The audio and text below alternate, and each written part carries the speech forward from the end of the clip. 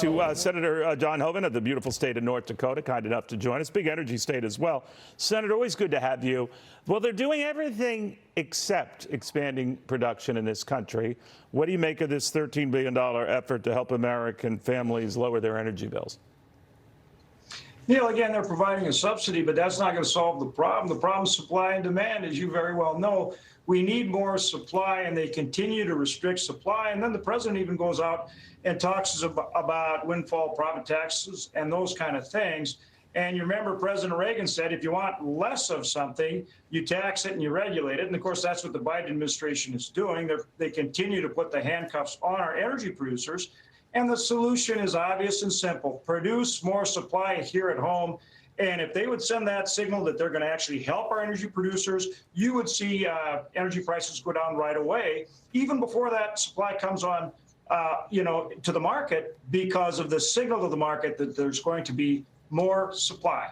You know, you're exactly right. Oil is a commodity trade on the global markets, and it's no accident when the administration took power on January 20th of 2021, the first thing it did was announce that it was shutting down Keystone.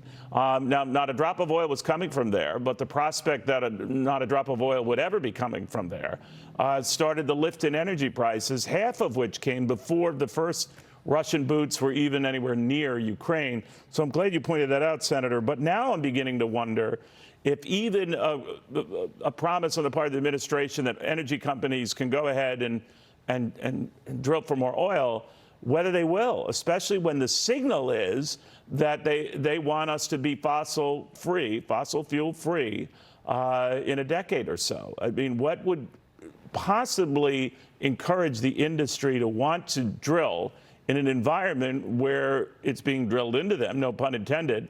You are a dinosaur and you are going to be gone in a decade.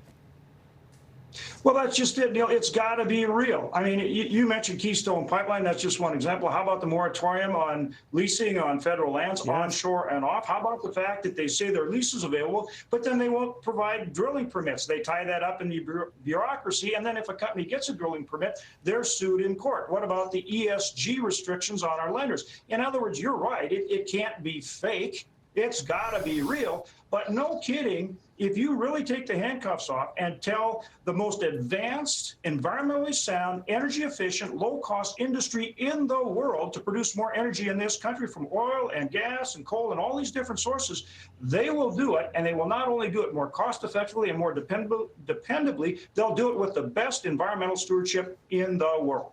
But let me ask you, I know you hope to see the Senate change hands and go Republican, much like the House, but you'd still have a Democratic president. You can't get everything you want. What can we envision out of, let's say, a Republican Senate to foster this conversation? Or is it just a moot point?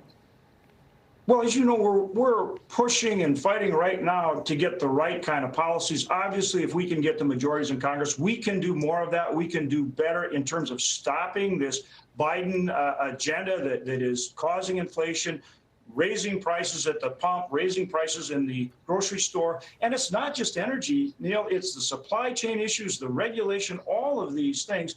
And then, of course, we really do need to get the White House as well to get the right kind of policies in place to really grow this economy, more supply, get more people back in the workforce, all these things then that will really kill inflation. Senator, thank you very much. John Hoeven of North Dakota.